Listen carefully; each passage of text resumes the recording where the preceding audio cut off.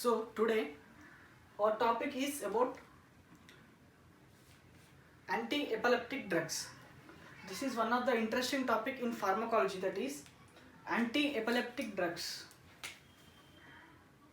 Before discussing about the anti-epileptic drugs, let us discuss about epilepsy.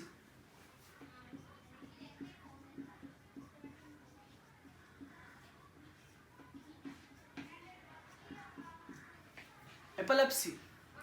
Before discussing about the word epilepsy, we need to have clear idea about seizures. What are seizures? First one is, what is seizures? Before discussing about the word epilepsy, we need to have clear idea about seizures. What is seizure? A answer from the bright student of seizures should be, it is the abnormal electrical activity within the brain which results in abnormal motor experiences, abnormal sensory experiences and abnormal psychomotor experiences. This abnormality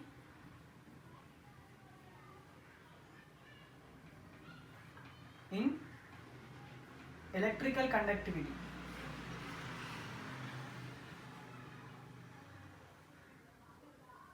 Electrical conductivity in the brain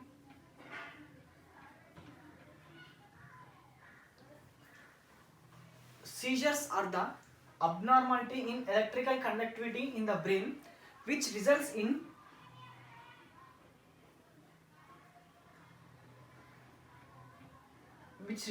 the abnormality in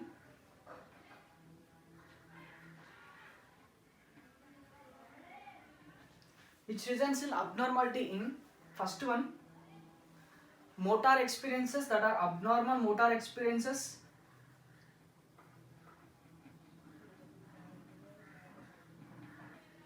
First one is abnormal motor experiences and second one are abnormal sensory experiences.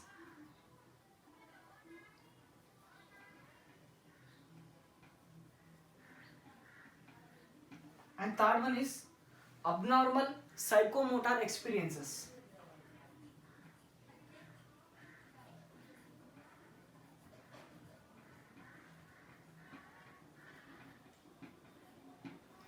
This is seizures. What is seizure means?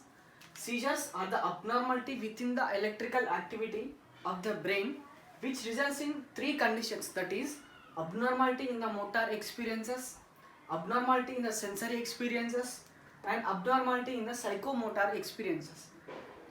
This is seizures. Now let us discuss about what are the conditions which results in abnormality in electrical conductivity.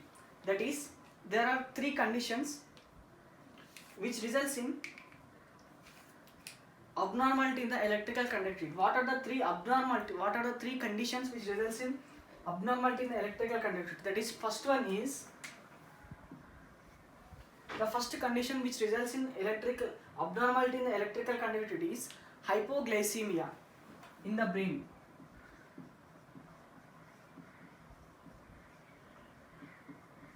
This is the first factor which results in abnormality in the electrical conductivity within the brain. Whenever there is decrease in the levels of calcium within the brain, it results in abnormal electrical conductivity. This is the first condition. And coming to the second condition is electrolyte disturbances.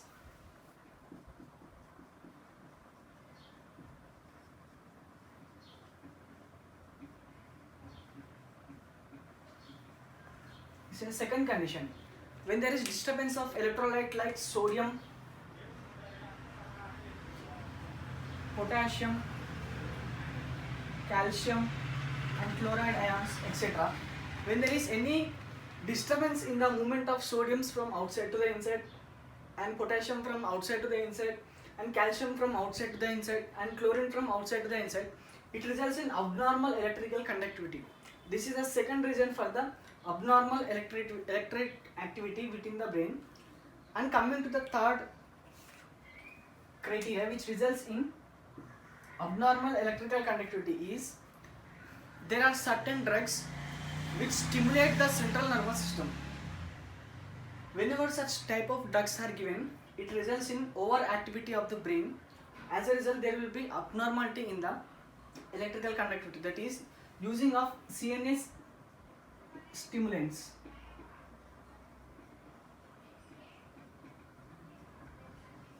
This is the third condition.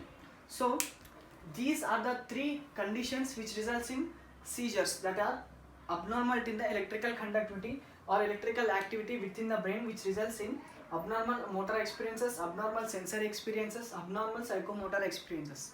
These are three conditions, that is hypoglycemia, electrolyte disturbances, CNS stimulants. So these are the three important criteria which results in abnormal electrical activities. Now let us discuss detail of abnormal motor experiences, abnormal sensory experiences and abnormal psychomotor experiences. Now after discussing about these abnormal motor, abnormal sensory, abnormal psychomotor experiences, we will have comparison between seizures and epilepsies. Now first let us discuss about abnormal motor experiences.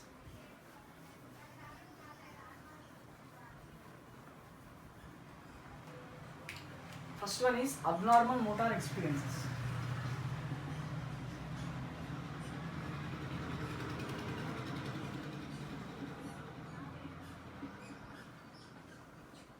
First one is abnormal motor experiences.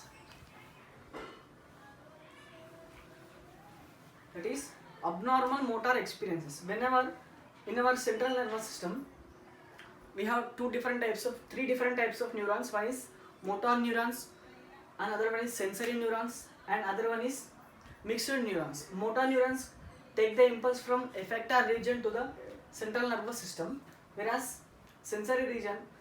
Now we are discussing about abnormality in motor experiences. Now what are abnormalities? What are the types of abnormal motor experiences which can be seen in seizures? Means first one is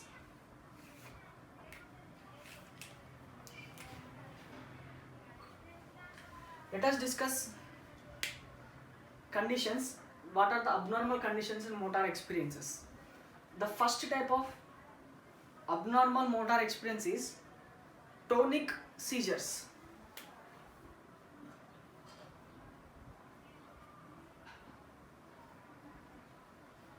What are tonic seizures? What are tonic seizures means? In our central nervous system, there are several neurons. Now each and every neuron is associated with two different types of functions. One is associated with agonist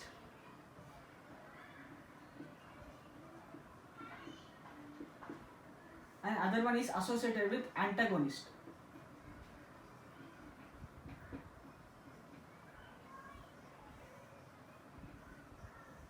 So there are two different types of actions. Whenever the agonists are activated, it will stimulate the cell. Whenever the antagonists are activated, it will inhibit the function of the cell. Now in tonic seizures, what happens means, whenever agonists are activated, there will be contraction, or whenever antagonists are activated, there will be fixing of muscles so that there will be no contraction or relaxation. So in tonic, what happens in tonic seizure means, there will be simultaneously activation of agonist and antagonist. So there will be simultaneously activation of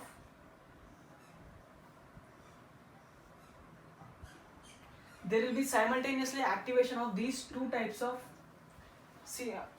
neurons, that are agonist and antagonist. So agonists are working and antagonists are working. So because of working of these two different types of neurons, the body becomes stiffens, so that the position of the body will not be changed.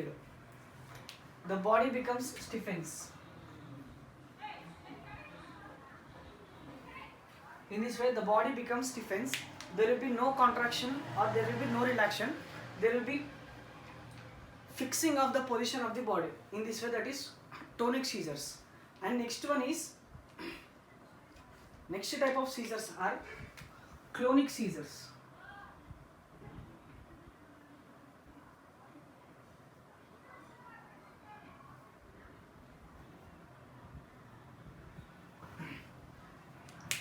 We have discussed about the tonic seizures and comes to the clonic seizures. What are clonic seizures means?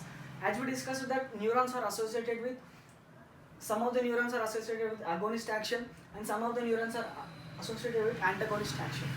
Now, in tonic seizures, the action of agonist and antagonist will be acting simultaneously. But whenever in coming to the clonic seizures, there will be alternate functionings of agonist and antagonist.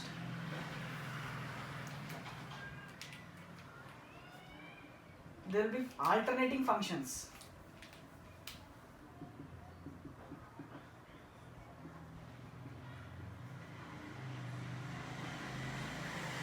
Agonist and antagonist. So, in clonic seizures, there will be alternating function of agonist and antagonist.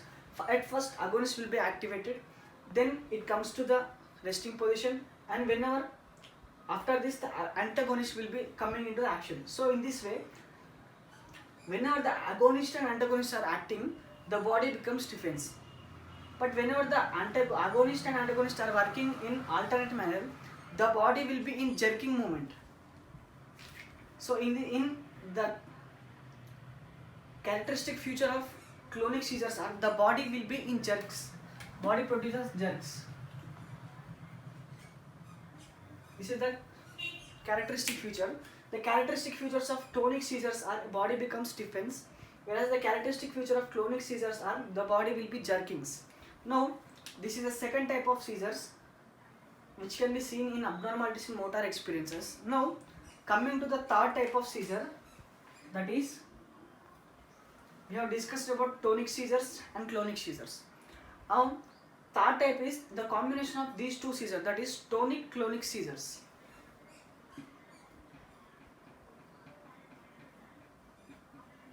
Tonic-clonic seizures. What are tonic-clonic seizures means? In this condition, there may be chance of acting of this agonist and antagonist simultaneously, or else there may be having chance of action of agonist and antagonist in alternate way. So in this manner, in tonic seizure the body will be stiffened, but in clonic seizure the body will be jerks. So by combination of these two, this is the different type of seizure, that is tonic-clonic seizures. Now the characteristic feature of this tonic-clonic seizures is the body becomes stiffens, and first it becomes stiffens, then it becomes jerks. It will produces the jerky movements. In this way, this is a third type of seizure, that is tonic-clonic seizures. So this is the third type of seizure. And coming to the next type of seizures is fourth type. It is atonic seizures.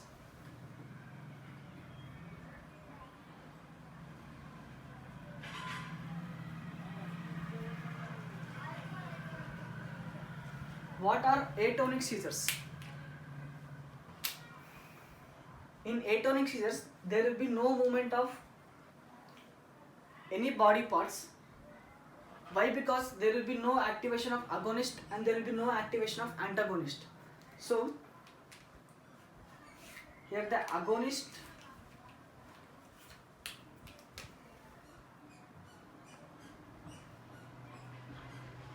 and antagonist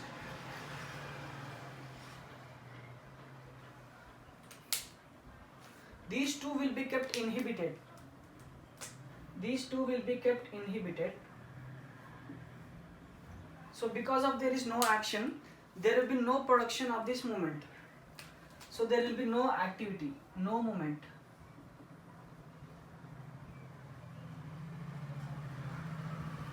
So this is the fourth type of seizure.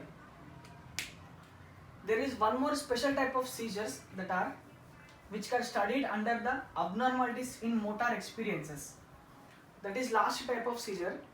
This is fourth one. Last type is myoclonic seizures.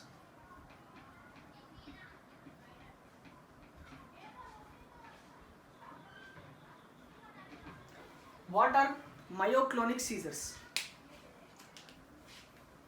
What are myoclonic seizures means?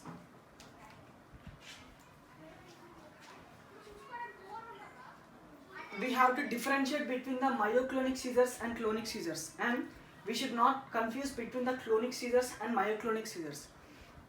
Whereas in clonic seizures there will be jerking movement because of there is alternating functions of agonist, and first agonist will be activated, then after some time antagonist will be activated. So there will be production of jerking like movements. But in case of myoclonic seizures, there will be, let us consider, this is one, this is a marker I am holding in my hand. In clonic seizures there will be jerking like movements like this, it will be moving like jerking like movements. But whereas in myoclonic seizures there will be sudden involuntary movement, like there is sudden involuntary movement, so that which is involuntary in action, which is not under our control, so that agonist and antagonist works in involuntary manner. Involuntary action of agonist and the antagonist.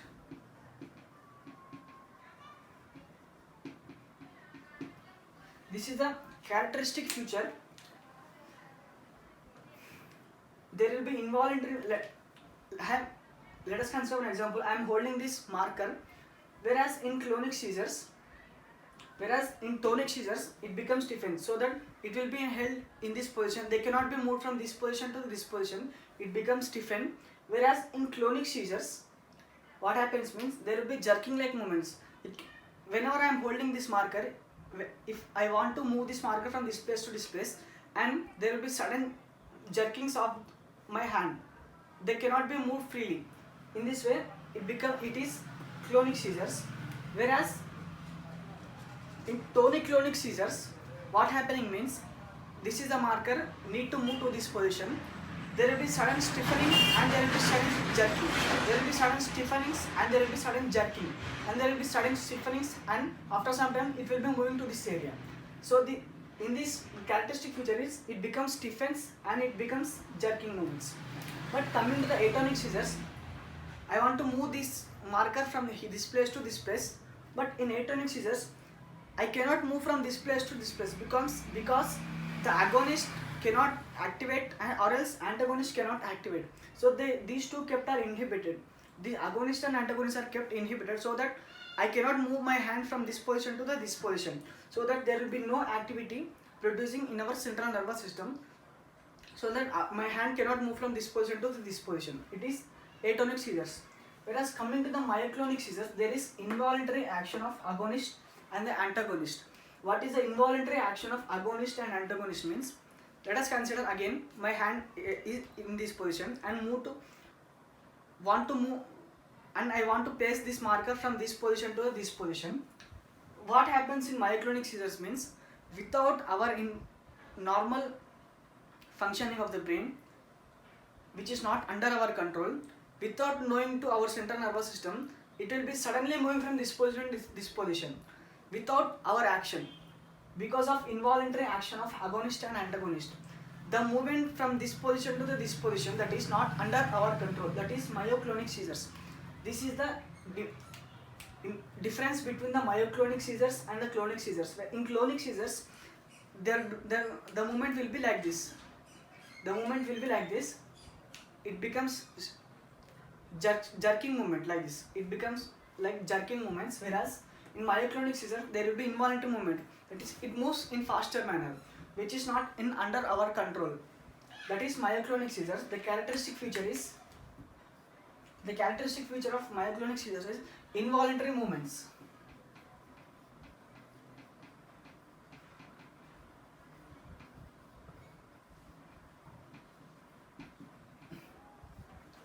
These are the characteristic features of myoclonic seizures. Now we have discussed the abnormal motor experiences which are caused because of seizures, that are tonic seizures, clonic seizures, tonic-clonic seizures, atonic seizures, myoclonic seizures.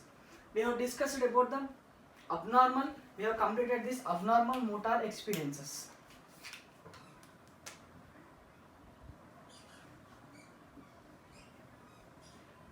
We have completed about the abnormal motor experiences. Now let us discuss about abnormal sensory experiences. It is easy compared to all type of abnormal experiences.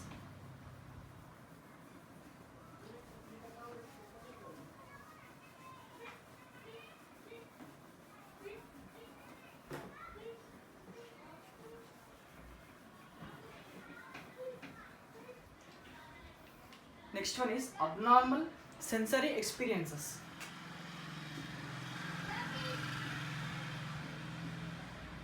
Abnormal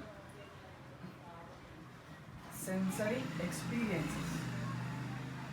What are abnormal sensory experiences mean? What are the abnormal sensory experiences means? Whatever the sensory neurons which are present in the central nervous system will get affected. So whenever these sensory neurons are affected, it results in abnormality in sensory experiences. Now, what are the sensory abnormality in sensory experiences means? Let us discuss first condition, that is somatic sensations.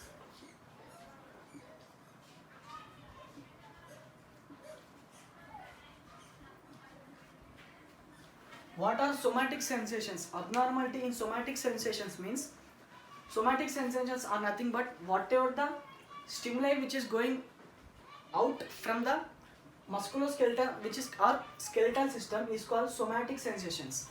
So in abnormality in sensory experiences means, whenever if we discuss about the somatic experiences, there will be abnormality in the action potential which is conducting from the musculoskeletal system, so that action potential which is generated in the musculoskeletal system will be in abnormal manner. This is the first type of somatic sensations. And next type of sensations are special sensations.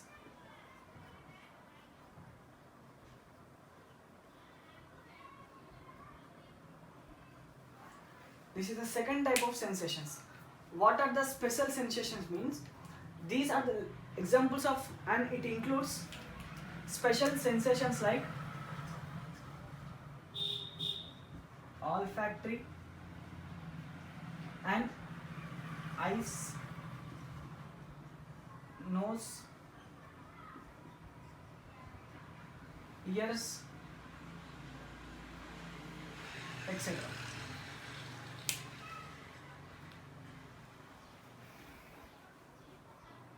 Special senses are nothing but sensations which are coming from the special organs or unique organs, like eyes going to the central nervous system, and nose going to the central nervous system, and ears from central nervous system. In special senses, whatever the sensory signal which is coming from the eye to the central nervous system will be affected. Now let us consider here central nervous system.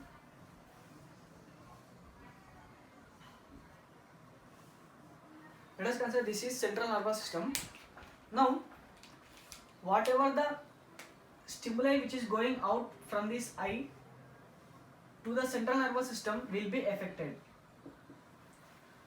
And next one is whatever the stimuli which are going from the nose to the central nervous system will be affected. Third one is whatever the stimulus which are going from ear to the central nervous system will get affected. It will get affected. So these are the special sensations there are unique sensations which cannot be stimulated by other parts of our body, that is eyes, nose and ears, etc. There are another special sensation also, but we are discussing about three sensations, that are stimulus going from eyes, stimulus going from nose, stimulus going from ear. These three stimulations are going to the central nervous system, but there will be abnormality in the pathway of conduction from these special sensations to the central nervous system, or else the information which is coming out from this central nervous system to these areas will get affected. In this way, these are called special sensations. And coming to the next one is, next sensation are,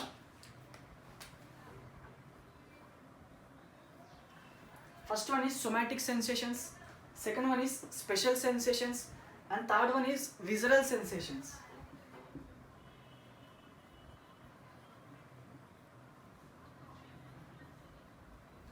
What are visceral sensations? These visceral sensations are the sensory experiences coming from the visceral organs like smooth muscles.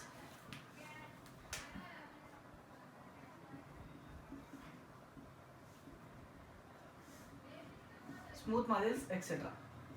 Whatever the stimulus coming from the central smooth muscles or coming to the smooth muscles will get affected. In this way, these are the three abnormal sensory experiences, that are, first one is somatic experiences, second one is special sensations, third one is visual sensation. So these are the abnormal sensory experiences. Now we have completed about abnormal sensory experiences. We have completed abnormal motor experiences and abnormal sensory experiences. Now let us discuss about abnormal psychomotor experiences.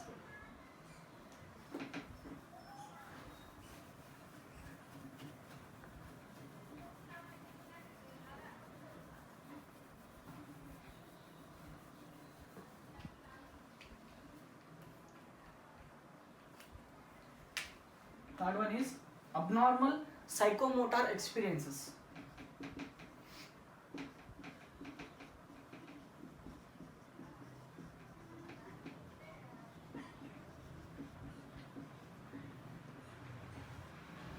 Third one is abnormality in psychomotor experiences.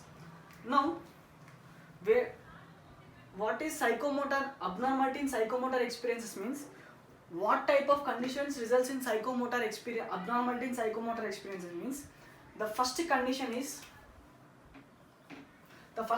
which results in, if there is any abnormality in the temporal lobe,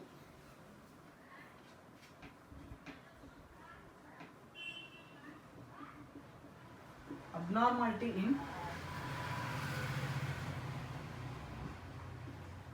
temporal lobe. This is the first condition, that is abnormality in the temporal lobe. Now, what are the, first let us discuss normal physiology. What are the functions of temporal lobe means, first function is, the first function of this is olfaction. The first function of this temporal lobe is olfaction, and second one is taste experiencing, and third one is emotions.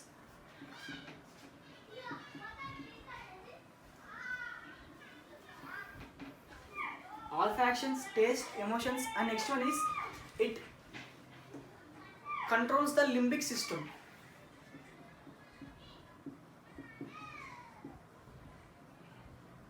So it controls the limbic system, and one of the most, so these are the, first let us discuss about these normal functions. It involves in olfaction, it involves in taste, smellings, and it involves in emotion behavior, and it involves in activation of limbic system. So if there is any abnormality in the temporal lobe, then there will be abnormality in the olfactions, that is smell, and there will be olfaction in the taste, abnormality in the taste, and there will be abnormality in the emotional behavior. There will be abnormality in the emotional behavior, and the limbic system will get abnormal. there will be abnormal functionings of limbic system, that is the sexual behavior will be abnormal, the person will, the character of the behavior of the person will be changing. And one of the most important function of this temporal lobe is it differentiate between the fantasy and reality. It is fantasy versus reality. This is the most important function of temporal lobe. It differentiates between the imaginations and the reality. So this is the normal function of temporal lobe, that is differentiate between the fantasy and reality. Fantasy is nothing but it is imagination and reality. But if there is any abnormality in the temporal lobe, the person will fail to differentiate between the fantasy and reality. Now we are talking about the abnormalities in the temporal lobe. Now these abnormalities in the temporal lobe includes this fantasy versus reality. That means there will be abnormalities in differentiating the fantasy and the reality. But now we are talking about the failing of differentiating between the fantasy and reality. What are the conditions which can be seen when the person in which whose temporal lobe is affected, resulting the failing of differentiating between the fantasy and reality? Means what are the conditions that can be seen when patient is unable to differentiate between the fantasy and reality? Means let us discuss a condition whenever the person affecting from differentiating between the fantasy and reality is not affected. The first type of condition is, what is the first type of condition is déjà vu. D-E-J-A-V-O. What is déjà vu? Déjà vu. What is the first condition? That is déjà vu. D-E-J-A-V-O. What is déjà vu? Means déjà vu is an abnormal psychomotor experience in which, let us consider one example. Whenever we are going to any place and if we see any person for the first time, let us discuss about normal physiology of human being. Whenever we see a new person, we do not recognize them and we do not get any thoughts about that person. But a person who is suffering from this déjà vu disease or déjà vu syndrome, whenever a person sees the opposite person for the first time, but his psychomotor experiences will get abnormal, so that whenever he is seeing the person for the first time, he thinks that he is well-known person to him. This is the characteristic feature of déjà vu, that is over familiarity. Over familiarity is nothing but whenever person seeing for first time, he may think that he is well known to that person, but he don't know about, but that person is don't know to this abnormal person, but he think that he is very familiar to that person. So this is a déjà vu as a condition, that is over familiarity. Over familiar. This is the first condition, that is déjà vu. And second condition is jamais vu.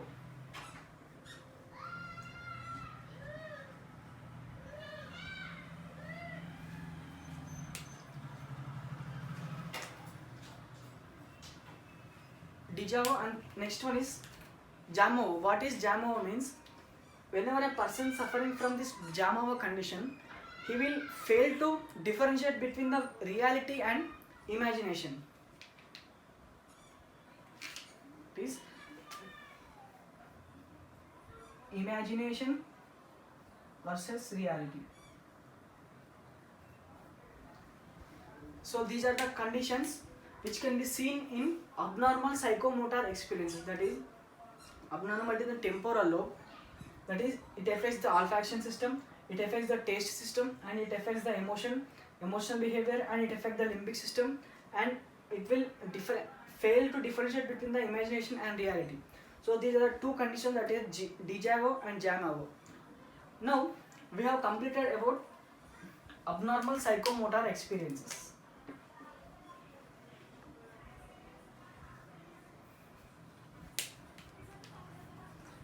Now we have completed about abnormal motor experiences, abnormal sensory experiences, and abnormal psychomotor experiences. Now,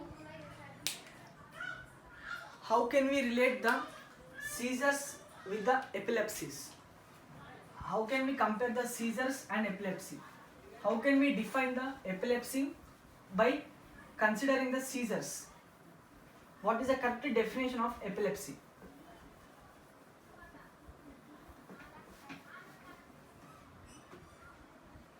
What is the correct definition of epilepsy?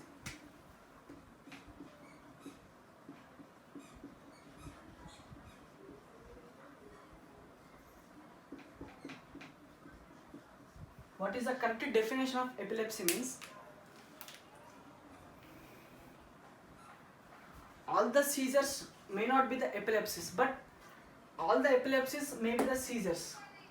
Now, what is epilepsy means? Recurrent occurring of seizures is called epilepsy. That is, recurrency in occurring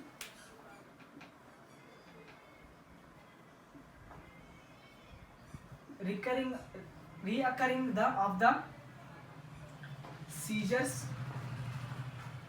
that is abnormal action potential in the brain,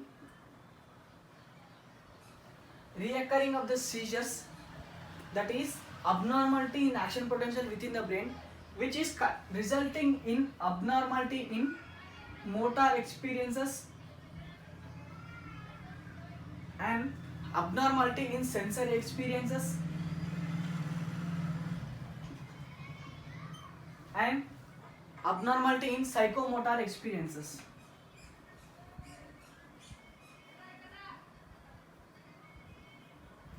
So this is the epilepsy, that is reoccurring of the seizures, that is abnormality in the action potential or electrical conductivity in the brain that results in abnormality in motor experiences, sensory experiences and psychomotor experiences.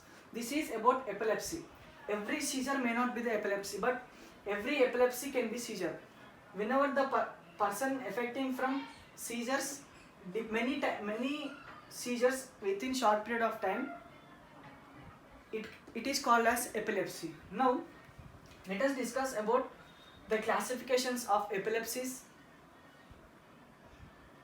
and the drugs acting on epilepsy, drugs which are used in epilepsies.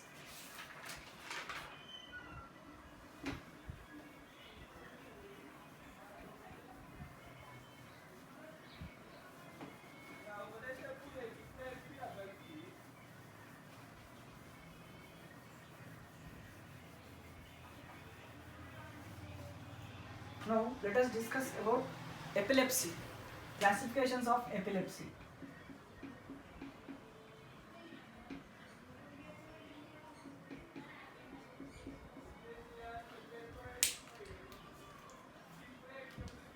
Classifications of epilepsy.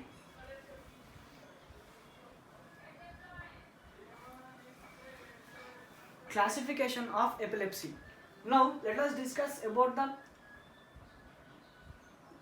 standard classifications of epilepsy. These epilepsies are classified into two forms. One is partial epilepsy .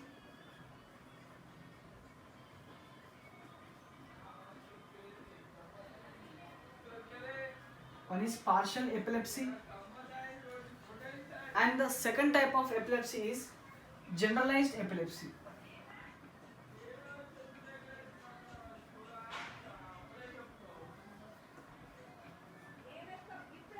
That is, second type of epilepsies are generalized epilepsies. Now,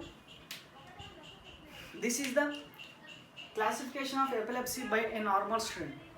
But a bright student should remember that there is another type of classification of epilepsy, that is another type of epilepsy that is called partial becoming generalized epilepsy. Partial becoming generalized, partial becoming generalized epilepsy.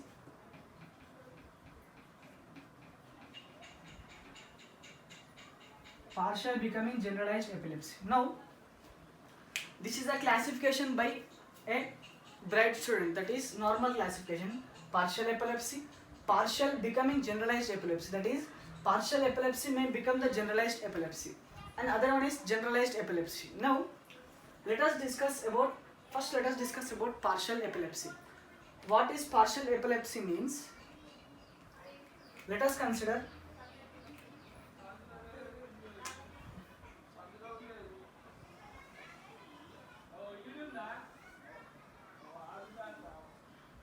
this is our central nervous system.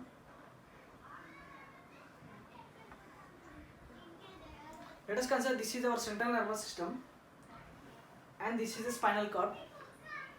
Now, let us consider this is one set of neuron which is excited, which is activated. This special set of neuron is activated. Now, whenever these set of neurons are activated, it will send the signals. It will send the signals towards the downside. So they will exhibit the sympathetic outflow. Now, the normal physiology is whenever these set of neurons are activated, there are another set of neurons which are, these are the stimulatory neurons, and there are another set of neurons which are, let us consider these are the GABAergic neurons. So, whenever these GABAergic neurons are activated, it will inhibit the surrounding neurons which are surrounding to this. It will inhibit the surrounding neurons, and after some time, whatever the neuron which is excited, it will be coming to the normal position because of action of this GABAergic neuron. But in case of partial epilepsy, what is happening in partial epilepsy means there will be abnormalities in these GABAergic neurons.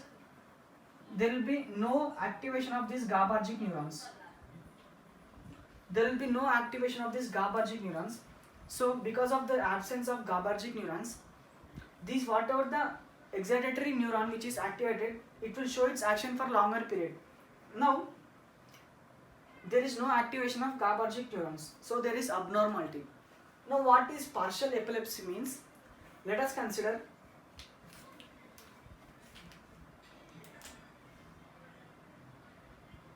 these are the two hemispheres. Let us consider these are the two hemispheres.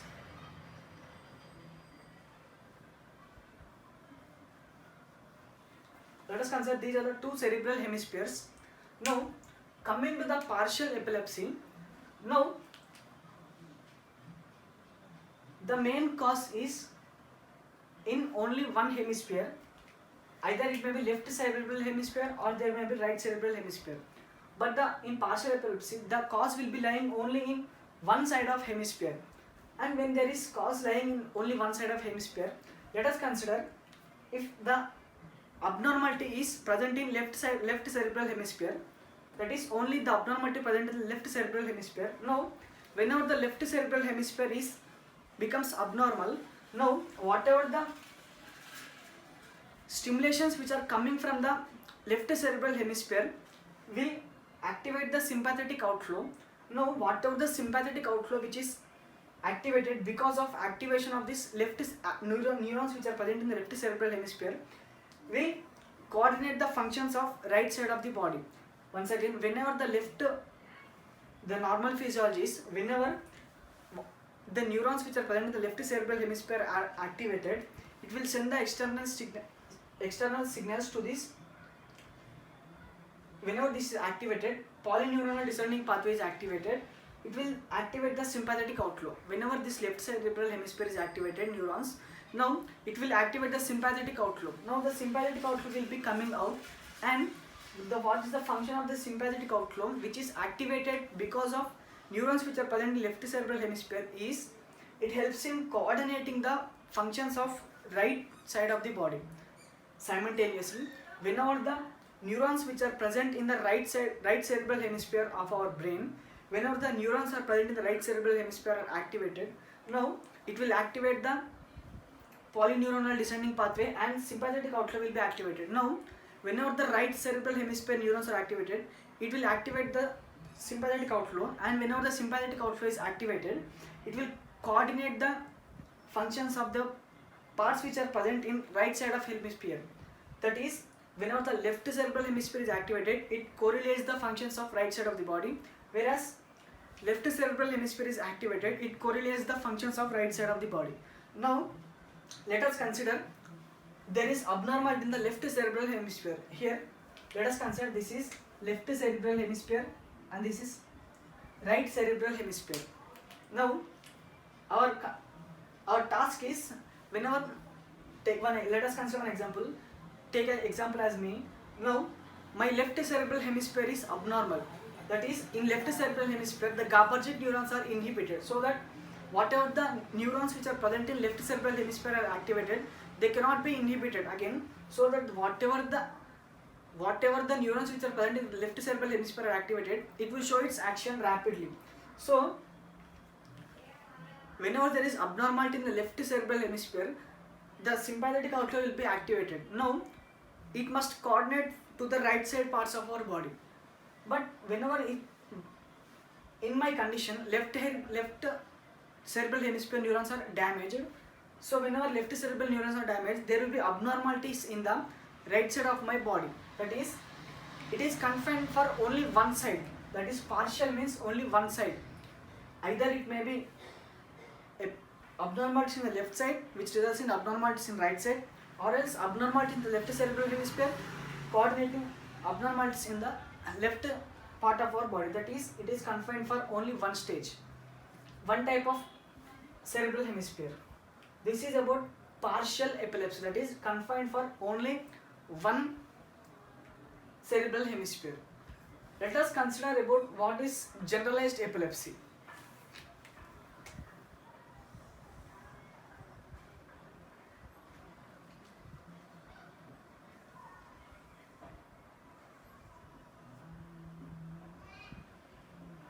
Let us consider this is central nervous system.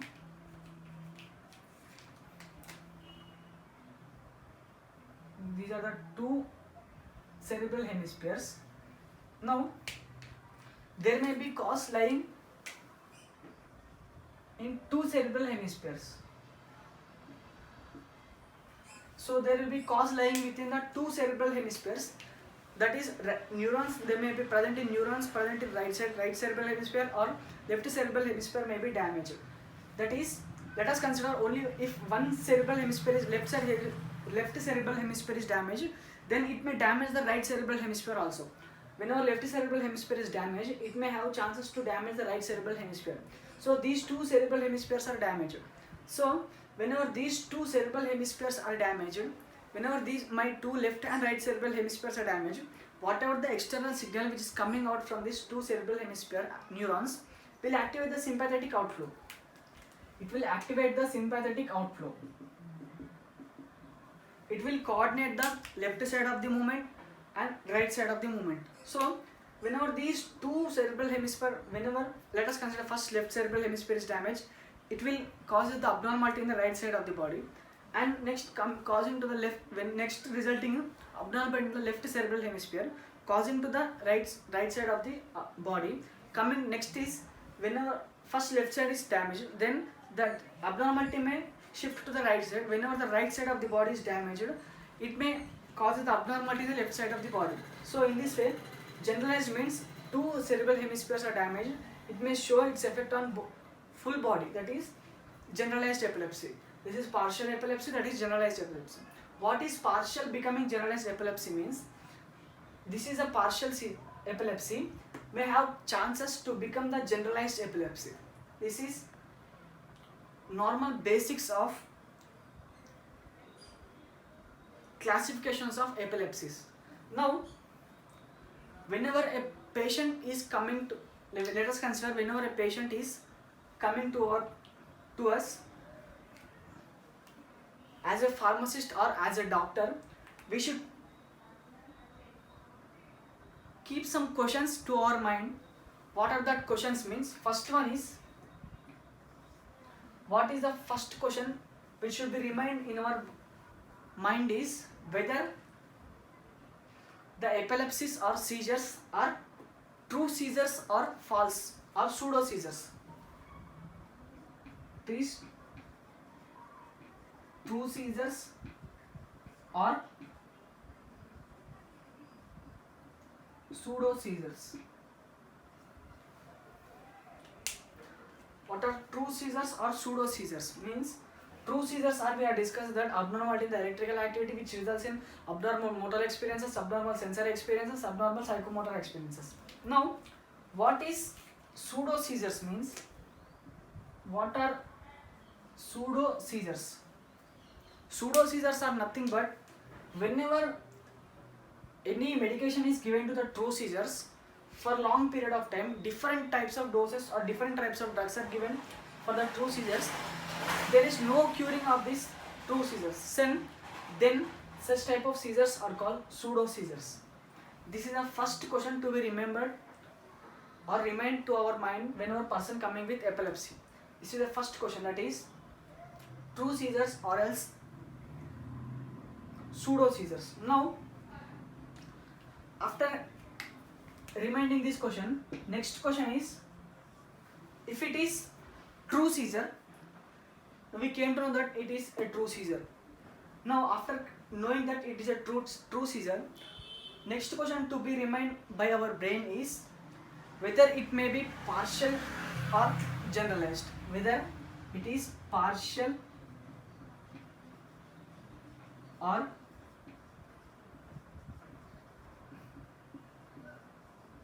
generalized. Whether it may be whether it is partial or generalized. This is the second question to be remembered by our brain. That is, whenever a person is coming to us, whether it is true seizure or pseudo seizures, first question is completed. We came to conclusion that it is true seizures. So after concluding that it is a true seizure, whether it is, if it is true seizure, whether it is partial seizure or generalized seizure. This is the second condition. This is the second question to be remembered. Now, let us discuss the drugs which are used as first line drug or second line drugs in partial epilepsy and generalized epilepsy. That is in normal partial epilepsy, in generalized epilepsy. What is the first line drug which is used in? Before discussing about the first line drugs, there is one drug, that is valproic acid or valproate.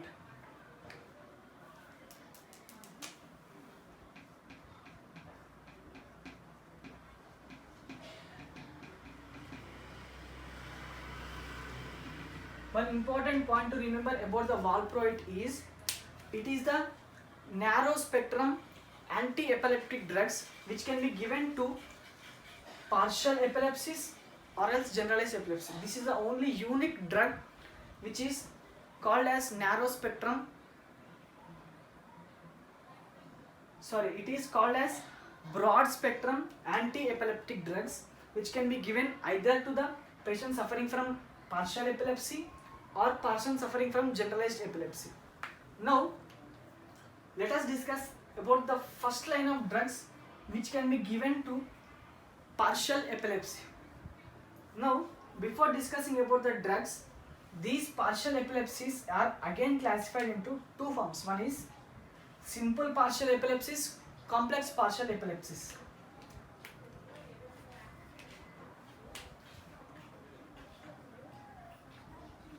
That are simple partial epilepsies, and other one is complex partial epilepsies. Simple partial epilepsies and partial complex epilepsies. Now, we need to discuss about the drugs that are first line drugs which are used in partial epilepsies. Are the first line drugs are the first line drug which is used in partial epilepsies are carbamazepine.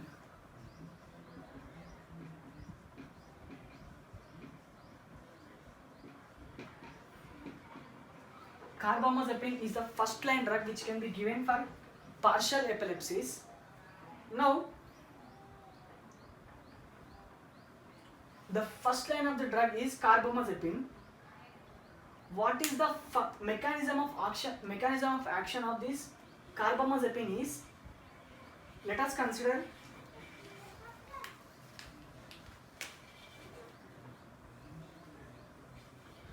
these are the neurons. On neurons there are sodium channels.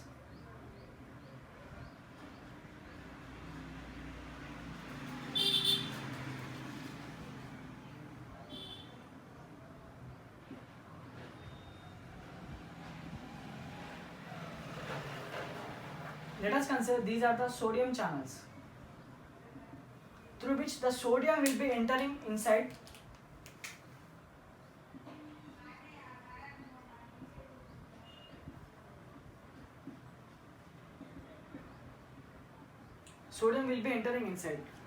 Now, let us consider carbamazepine is the first line of the drug given for partial epilepsy. Now, what is the mechanism of carbamazepine means? These are the sodium channels. Let us discuss about the mechanism of carbamazepines. What is the mechanism of carbamazepine is? Mechanism of carbamazepine, it will inhibit the sodium channels. That is, it will inhibit the sodium channels.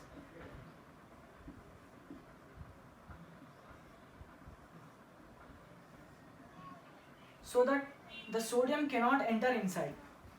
Whenever the sodium cannot enter inside, there will be no depolarization. If there is no depolarization, then there is no repolarization. So there will be no action conducting action potential. So the action potential conducting will be decreased. That means it results in curing the partial epilepsies. In this way, carbamazepine will be work. That is, it will inhibit the sodium uptake. It will inhibit the sodium channels present on the neurons. This is the function of carbamazepine. This is the first line drug. And coming to the second line of drug is valproate.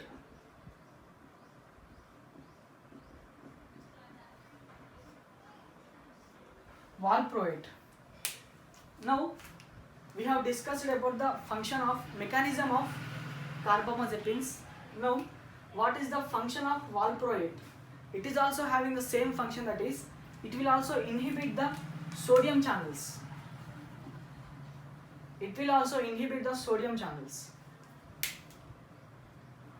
It inhibits the sodium channels. So sodium cannot enter inside the cell, and there is no depolarization, there is no repolarization. Now, we have discussed about the first line drugs which is given in partial epilepsy. That is, carbamazepine is a first line drug and valproate is a second line drug. We have discussed about the drugs used in common drugs which are used in common partial epilepsy, that is simple epilepsy and complex epilepsy. Now, we need to discuss about normal generalized epilepsy. Before discussing about the classifications, what are the drugs can be administered for the patient suffering from generalized epilepsy, that is first line drugs and second line drugs. First line drugs. What are the first line drugs which can be given in generalized epilepsy means? But the first line drug is same, valproate.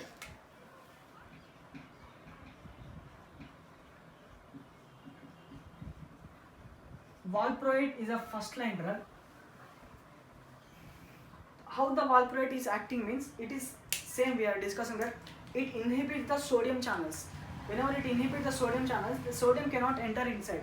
So the electropositivity will get decreased. Whenever the electropositivity will get decreased, it cannot reach the resting membrane potential.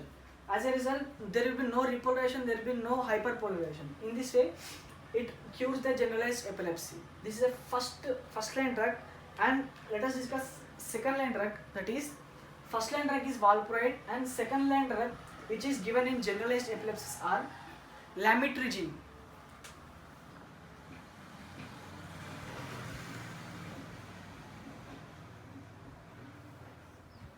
What is lamotrigine means? Same. How the mechanism of lamotrigine means? It will also inhibit the sodium channels.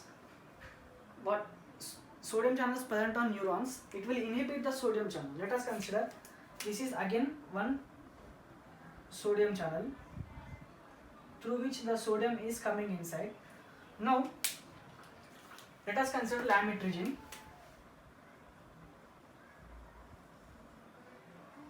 Let us consider this is the drug lamotrigine. Now this lamotrigine is the drug which will inhibit the sodium channels. So whenever the sodium channels are inhibited, the sodium cannot enter inside. Sodium cannot enter inside. Sodium cannot enter inside. Whenever the sodium cannot enter inside the cell, then the electropositivity will get decreased. Whenever the sodium concentration is decreasing, the resting membrane potential cannot reach the threshold potential. That is,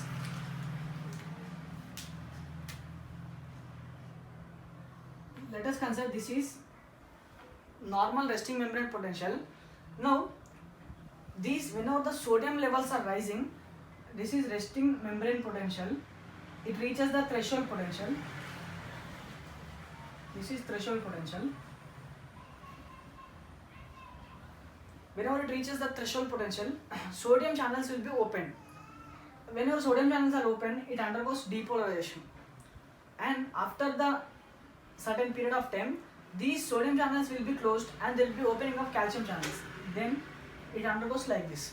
So this is a graph which can be given. But whenever these carbamazepine,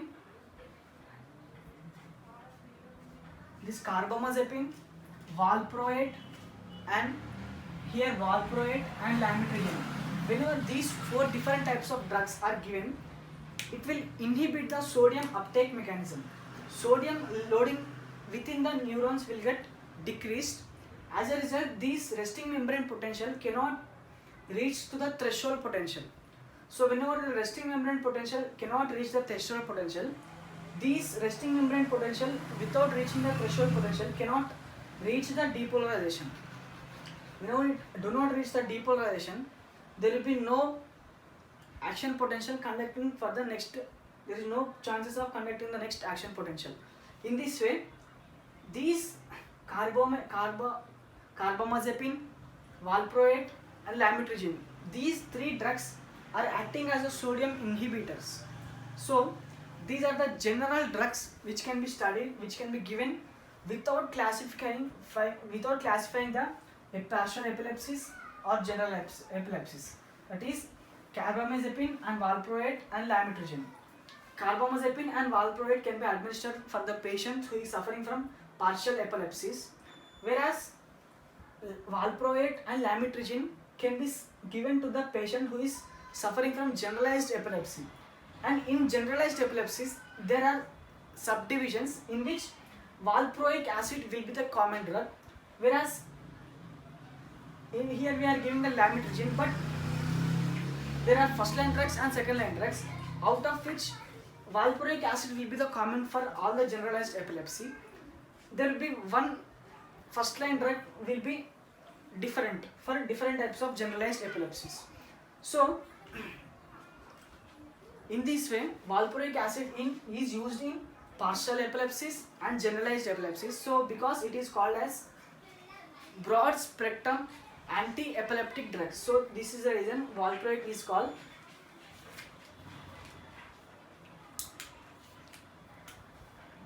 broad spectrum anti epileptic drug, broad spectrum anti-epileptic drugs, because it can be administered for the patients who is suffering from partial epilepsy or else generalized epilepsy.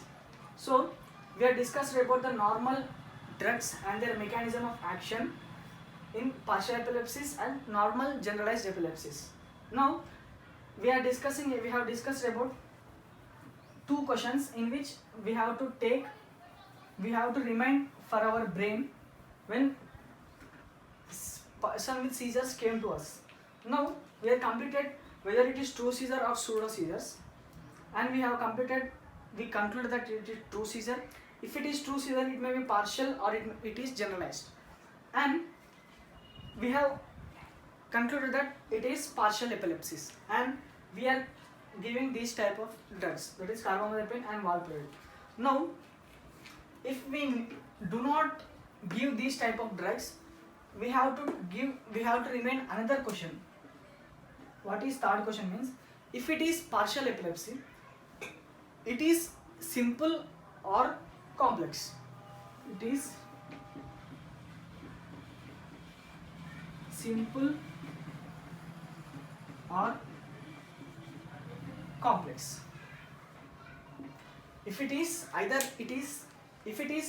partial epilepsies, as you know that partial epilepsies are two types. One is simple epilepsies and complex epilepsies. Now we have concluded that the patient is suffering with partial epilepsies. If a person is suffering from partial epilepsies and coming to the doctor, a doctor should remind the third question is, if the person is suffering from partial epilepsies, it is either simple or complex epilepsies. This is the third question to remember. Now after getting answer to this, next question to be remembered is,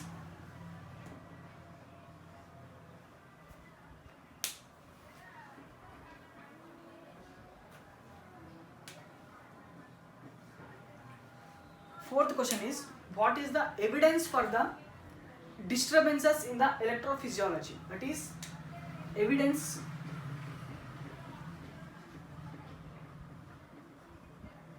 for causing. What is the evidence of causing the epilepsy? That is, causing is nothing but disturbances in the electrophysiology. This is the fourth question. What is the evidence for the causing? Evidence is nothing but there is abnormal movement, or there will be jerking movement, or there will be improper movements, or body becomes stiffens. Now this is the fourth question. And next question to be remembered is, fifth question is, what is the focus of epilepsy? What is the focus of epilepsy means, focus is nothing but at which point the epilepsies are taking place. Focus of epilepsy.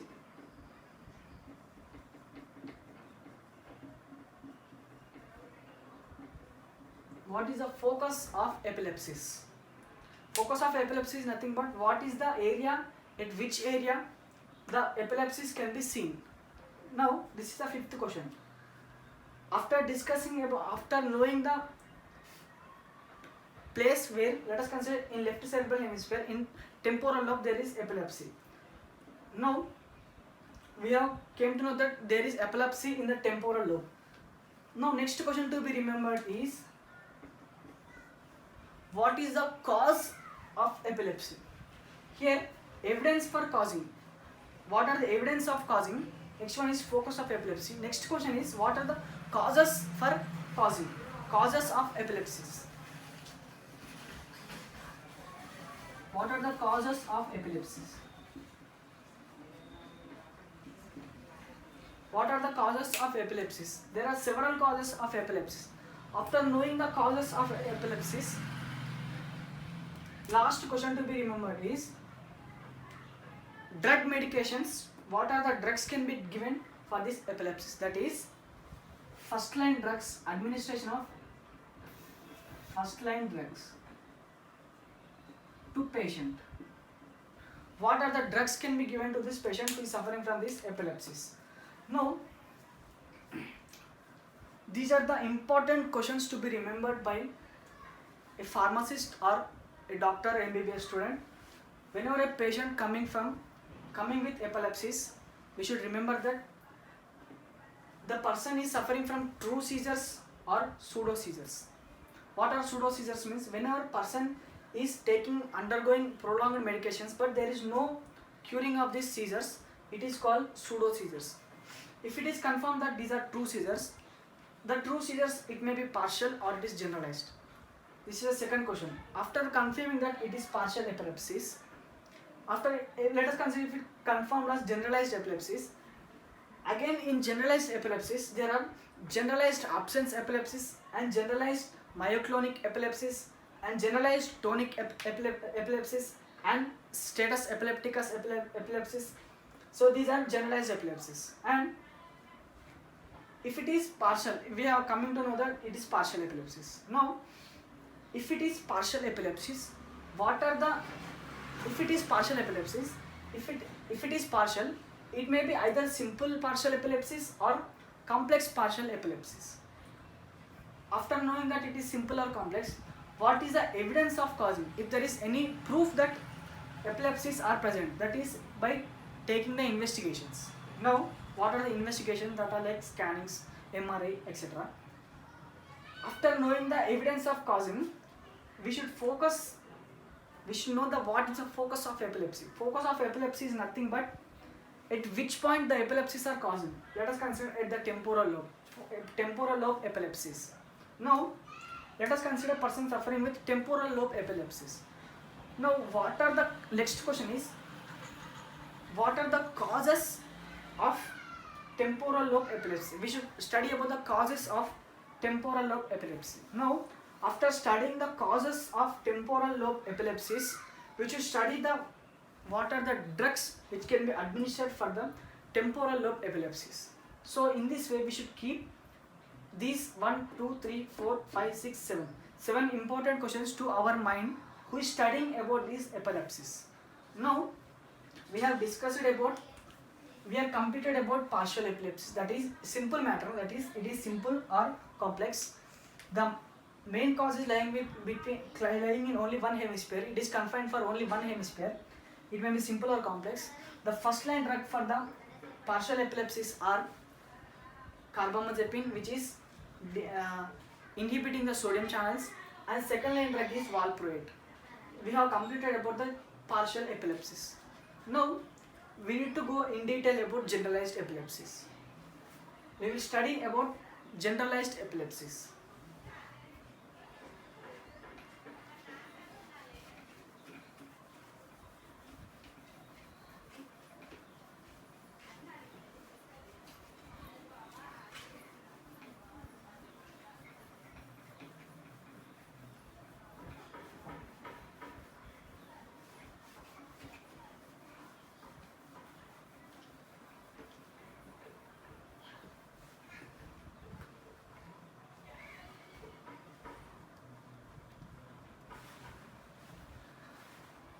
Now, let us discuss about generalized epilepsies.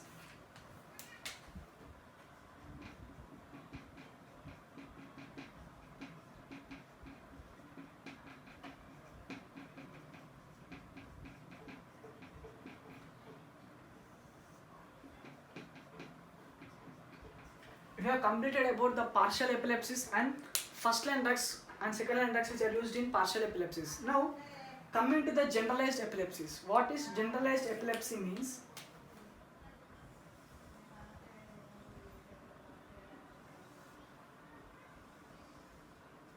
Let us consider this is our central nervous system, and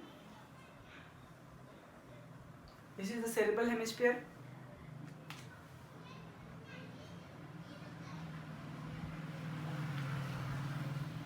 and this is the spinal cord, midbrain and hindbrain,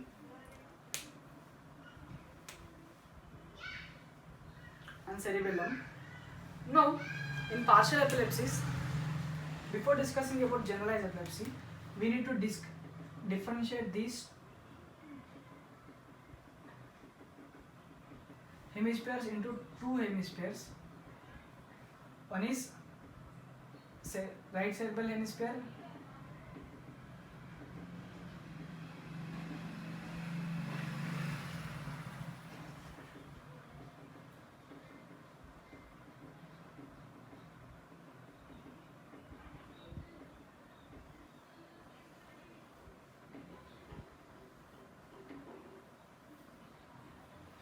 One is right cerebral hemisphere, other one is left cerebral hemisphere.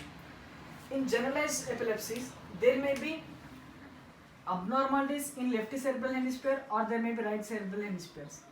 There will be abnormalities in both the cerebral hemispheres.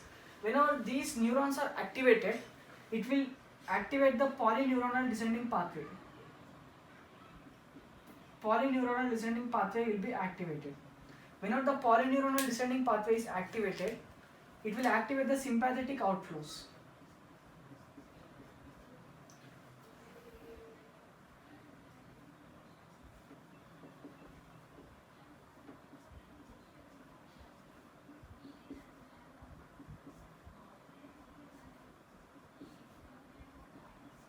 The pre-ganglionic neurons and the post-ganglionic neurons.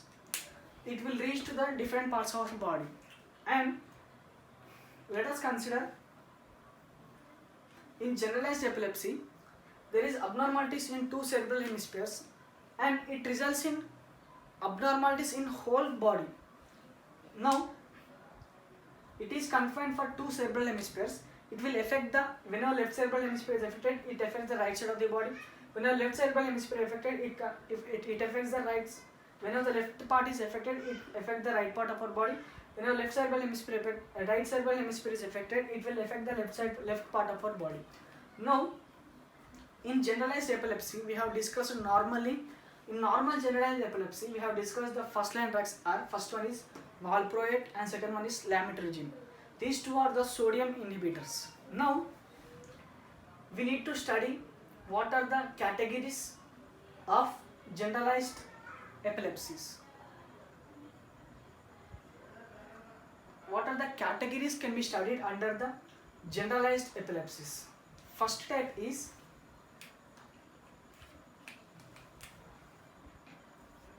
what is the first type of generalized epilepsies means generalized absence epilepsies.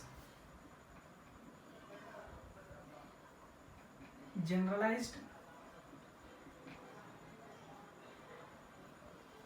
absence epilepsies.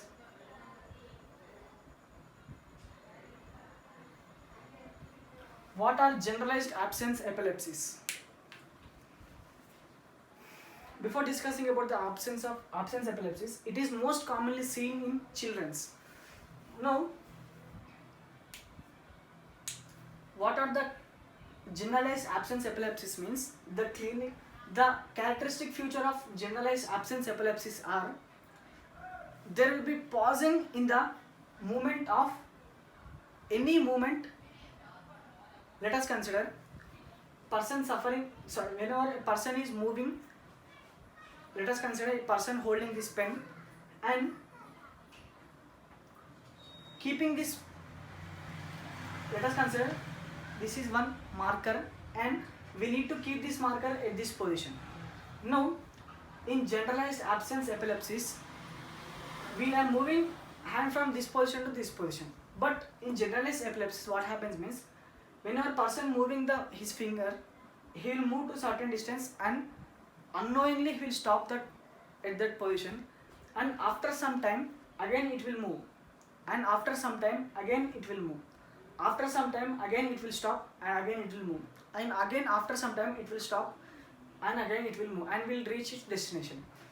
In absence seizures, what is happening means there will be movement taking place, but there will be pausing of the movement. Movement will be pausing.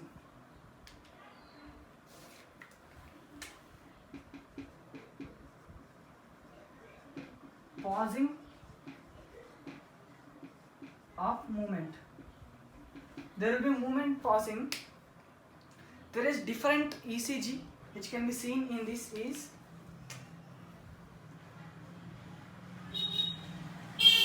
in this way the ECG can be seen. PQRST wave.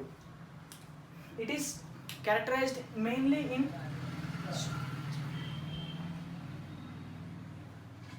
children's. Now, what are the drugs which can be given in generalized absence seizures means? Let us discuss about the treatment.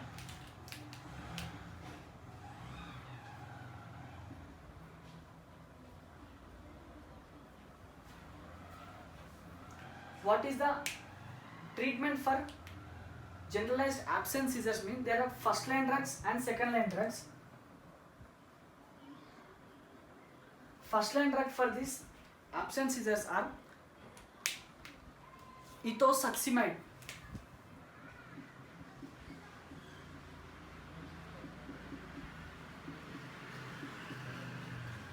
Ethosuximide is a first line drug, and second line drug is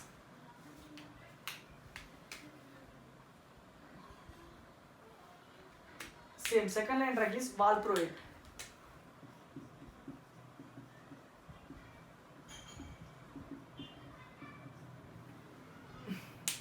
Second line drug is valproate. Now we know that valproate is a sodium channel inhibitors. Now what is the mechanism of ethosuximide means? Let us discuss the mechanism of ethosuximide. Let us consider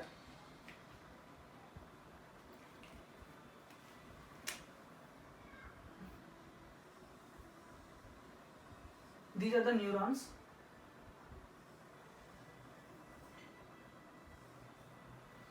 Now on the neurons there are calcium sensitive channels.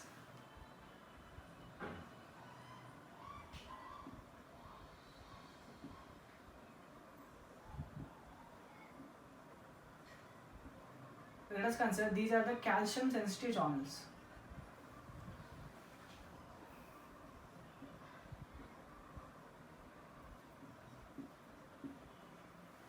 Let us consider these are the calcium sensitive channels through which the calcium will be entering inside.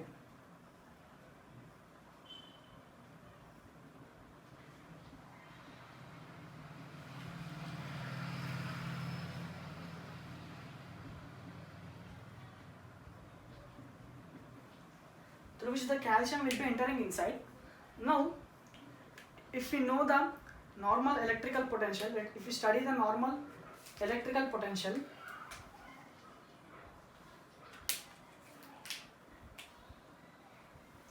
this is a resting membrane potential and this is a threshold potential. Let us consider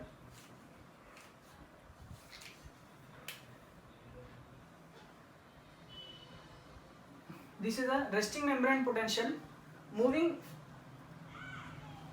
to the threshold potential because of sodium influx, normal sodium influx. As we know that here, let us consider these are the sodium channels.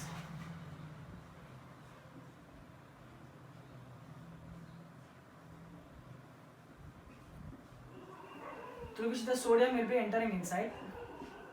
Because of normal sodium influx, resting membrane potential will reach the threshold potential. Now, whenever it is reaching the threshold potential, there will be more opening of sodium ions. As a result, sodium will be entering inside. Whenever the sodium is entering inside, it will undergo depolarization. It will undergo the depolarization. Now, whenever it is reaching the depolarization, that is, it reaches the 0 or plus 10. Now, whenever it is reaching the 0 or plus 10, these sodium channels will be closed. It will be closed. These sodium channels will be closed. There will be no sodium influx. Whenever the sodium channels are closed, voltage sensitive calcium channels are present. Whenever it is reaching the 0 or plus 10, that is action potential. Now, whenever it is reaching the 0 or plus 10, voltage sensitive calcium channels are open. Whenever there is opening of calcium channels, there will be calcium influx. When there is calcium influx, it undergoes, whenever it is undergoing depolarization, when there is calcium influx, these will come back to this repolarization.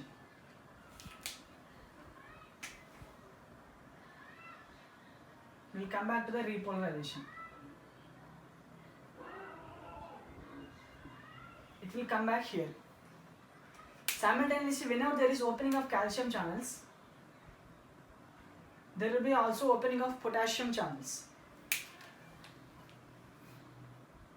and again when it is reaching, again if there is more opening of calcium ions, it may undergoes hyperpolarization, and there will be next action potential generating undergoes depolarization and undergoing in this way. This is the normal action potential. But whenever first line drug, that is ethosuximide, is given, the main function of this ethosuximide is it will inhibit the calcium channels. It will inhibit the calcium channels.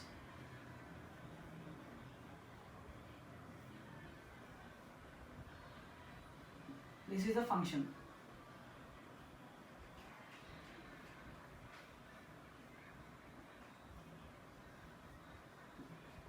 It will inhibit the calcium channels.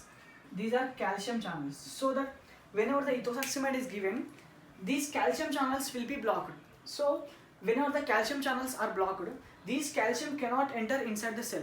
Whenever the calcium cannot enter inside the cell, then there is no repolarization. If there is no repolarization, again there will be no hyperpolarization. When there is no hyperpolarization, again there will be no chance of conduction of next action potential. In this way, these ethosuximide is working as calcium channel blockers. These calcium channel blocker. It is calcium channel blocker. In this way, this is the first type of generalized epilepsy, that is generalized absence epilepsies. Now, in generalized absence epilepsies, there is pausing of the movement which is taking place. That is, drugs are ethosuximide and valproate. The function of ethosuximide is it will inhibit the calcium intake mechanism. It will work as calcium channel inhibitors. This is one type of generalized epilepsy. And coming to the next type of epilepsies,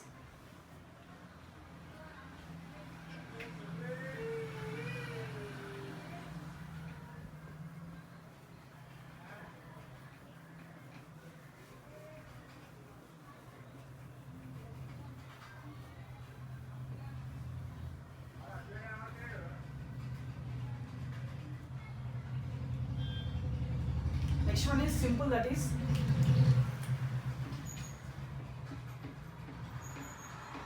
tonic-clonic epilepsies.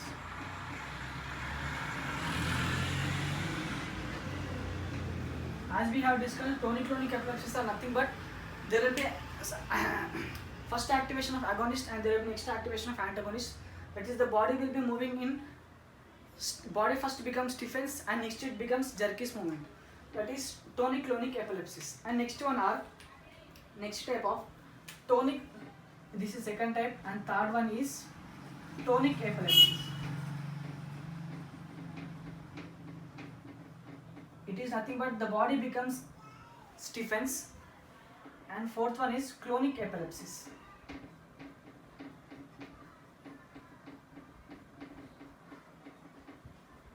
Next one is clonic epilepsies, and next one is myoclonic epilepsies.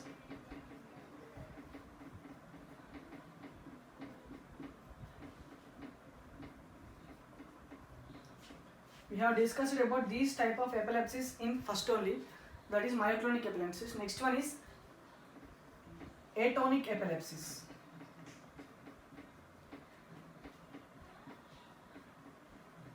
It is atonic epilepsies. These are some different types of second one, first one. First one is absence epilepsies. We have discussed absence epilepsies just now. Absence epilepsies, tonic-clonic epilepsies, and tonic epilepsies, and clonic epilepsies, and myoclonic epilepsies, and atonic epilepsies, and absence epilepsies. These are some categories of generalized epilepsies. Now, let us discuss one more special type of epilepsies, that is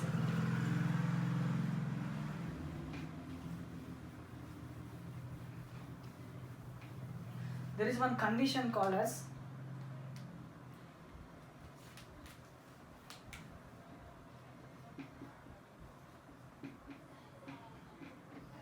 status epilepticus.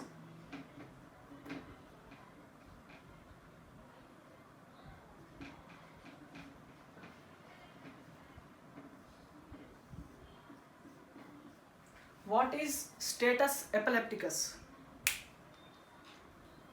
Status epilepticus. What is the clinical manifestations of status epilepticus? Now, what is status epilepticus means? Let us consider one person.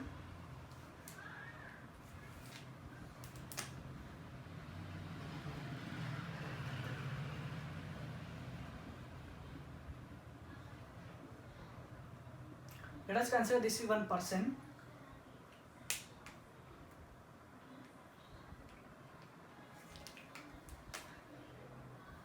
These are from day 1, day 2, day 3, day 4, day 5, 6, 7, 8, 9, 10.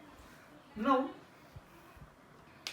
let us consider this is a person who is experiencing the epilepsies or seizures. Now, at day 1, let us consider at day 1,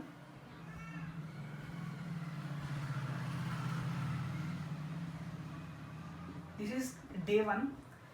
At day 1, the person experiences first epilepsies, that is first seizures. Now, he undergone certain investigations, and he came to know that he is suffering from epilepsies. Now, he is given medications. Now, at first day he is taking medications. Now, he may reach up to the, let us consider up to the 8th day. Now, at these conditions, this person is moving from first day 1 to day 2, day 3, day 4, day 5, day 7, and he reached day 8. Now, whenever person moving from day 1 to day 8, certainly he is decreasing the features of seizures, that is symptoms of seizures. Now, person went from first day to the 8th day. It's 8th day, all the symptoms are stopped, and he came out of this seizures. Now came to the 8th day. Once again at the 8th day, again he develops seizures. Let us consider it again 8th day. Again at 8th day, that is second time seizures developing the second time. That is at 8th day again the person developing seizures. But what is status epilepticus means? Whenever the person undergoing suffering from seizures, before curing about the symptoms of complete seizures, there will be again occurring of another seizures, that is seizures for next time. There may be occurring of seizures before curing completely. Here there may be occurring 2 times. That is nothing but whenever person first started the symptoms, undergoing medications, and these are the extra. These 2 are the extra.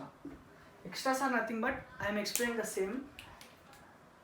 At first day he is diagnosed as seizure patient, and at 8th day he is curing, and at 8th day he is experiencing the same problem again.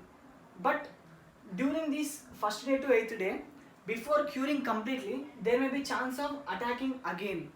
So before curing there will be attack of epilepsies again, is called status epilepticus. Before curing completely, there will be attack of epilepsies or seizures within regular intervals without curing completely, is called status epilepticus. Now, what are the drugs can be given for this status epilepticus means? That is treatment, that is first one is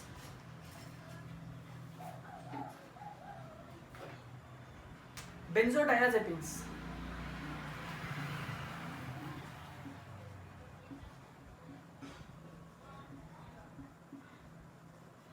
Benzodiazepines can be given, and the first line drug for this status epilepticus is benzodiazepam. or diazepam.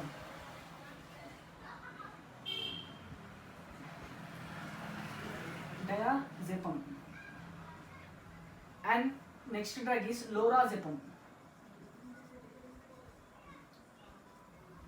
And if the patient is not curing with these drugs, we need to give another type of drug, that is phenytoin.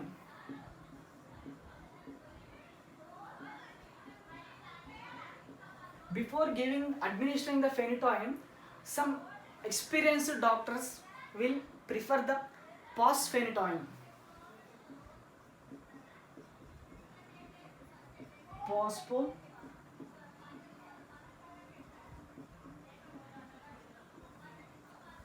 Pospophenytoin. This is a drug which is irritant to the veins when compared to the phenytoin. So this type of drugs will be given. And next type of the drug is phenobarbitals.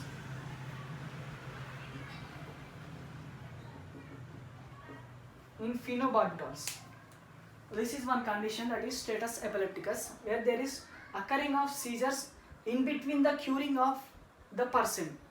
This is status epilepticus. And let us discuss myoclonic epilepsies and their medications.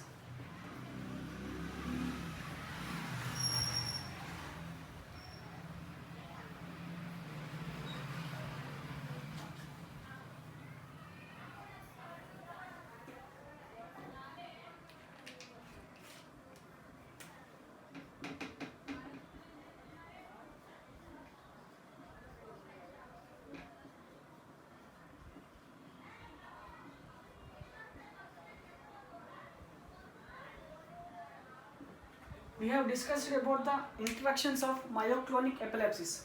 Myoclonic epilepsies are nothing but these are the involuntary movements, that is the movements are involuntary, which is not under our control, that is involuntary movements.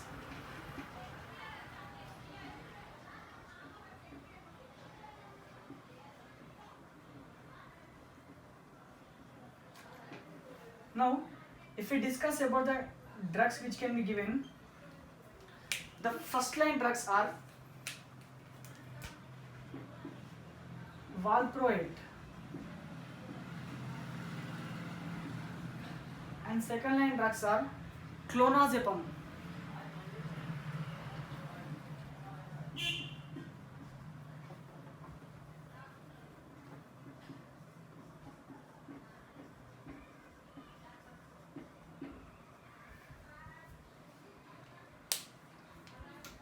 In myoclonic epilepsies, the first line drugs are valproate and second line drugs are clonazepam.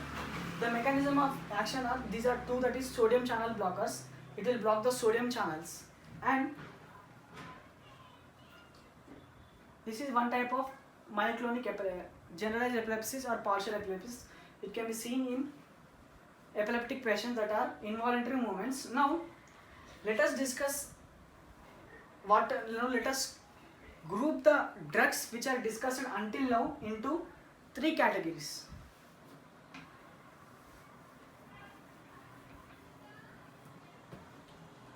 The first category is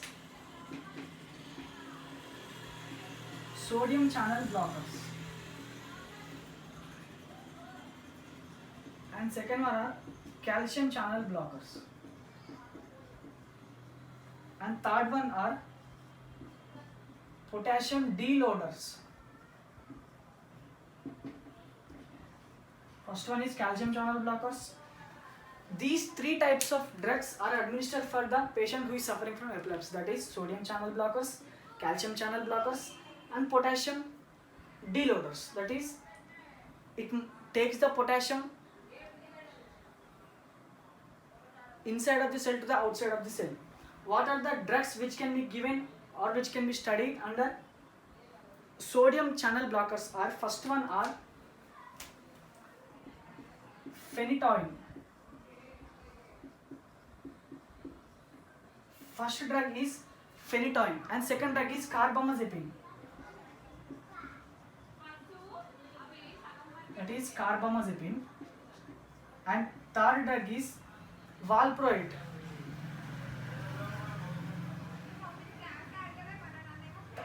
phenytoin, carbamazepine and valproate.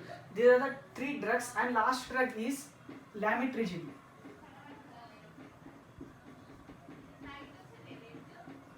These are the 4 types of drugs which can be studied under sodium blockers, that are phenytoin, carbamazepines, valproate and lamotrigine. These comes under the sodium channel blockers.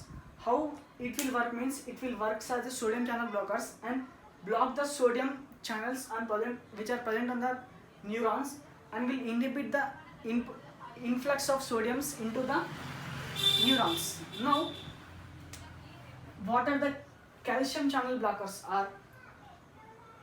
What are the calcium channel blockers which are studied under the epilepsies are ethosuximide.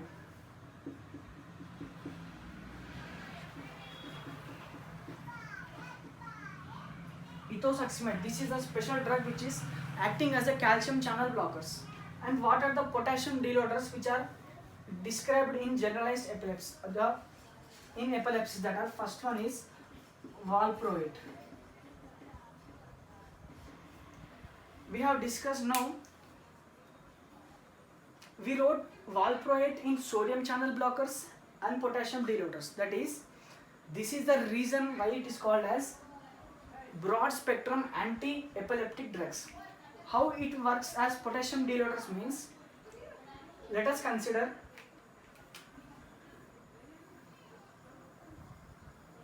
this is one cell or a neuron, and on surface of neuron there are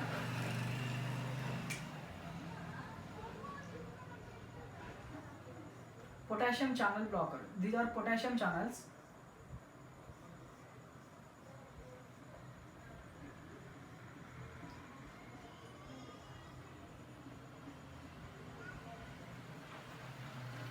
On every cell there is a potassium channels. Normally the concentration of potassium inside the cell is more when compared to the potassium outside of the cell, because cells are called as a bags of potassium which is floating in the sodium. Now, the function of these calcium deloaders are potassium channels are, it takes the potassium from inside to the outside.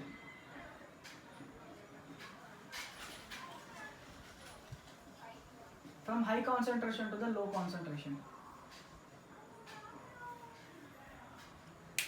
Now, whenever the potassium deloaders are given, valproate, it increases the outflow efflux of potassium from inside of the cell to the outside of the cell. Whenever there is increase in efflux of potassium, the electropositivity will get decreased. Electropositivity will get decreased. Whenever the electropositivity will get decreased, resting membrane potential cannot reach the threshold potential. As a result, they cannot produce next action potential. In this way, this valproate is acting. This valproate is a special drug. Let us consider this is a drug.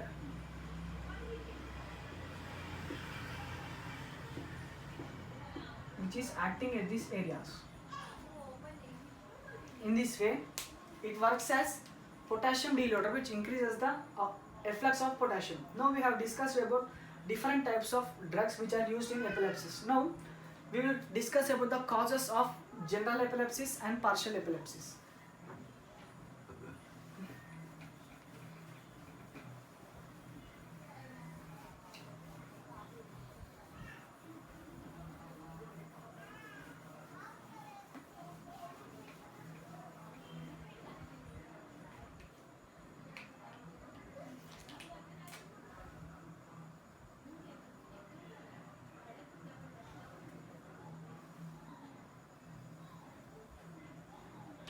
Here it includes partial epilepsies, and here let us discuss generalized epilepsies. These are partial epilepsies and these are generalized epilepsies. Now, some causes for partial epilepsies are, it is idiopathic.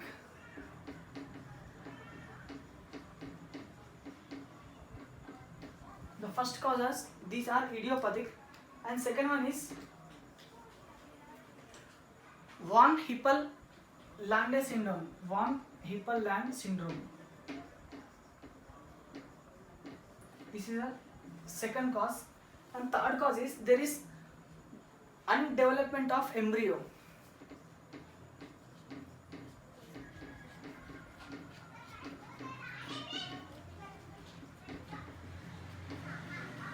There will be undevelopment of embryo. Next one is cystic sarcosis. This is cystic sarcosis, and next one is cerebral abscesses.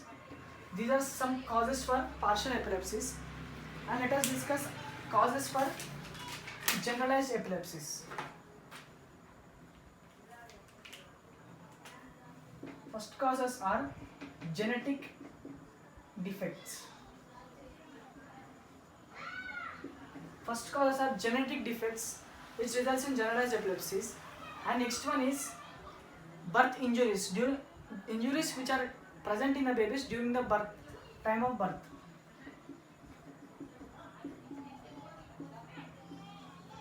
Birth injuries, and third one is prolonged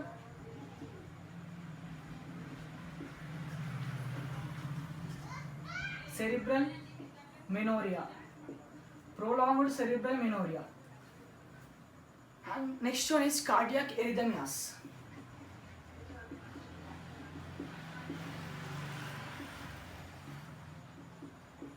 Cardiac arrhythmias. And next one is toxicity of amphetamines.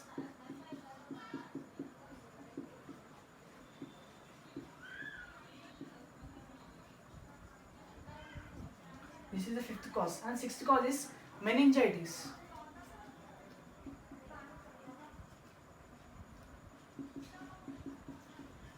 And last one is because of prions, entry of prions within the central nervous system will cause the generalized epilepsy. So these are the some causes of partial epilepsies and generalized epilepsies. Now we have completed about anti-epileptic drugs.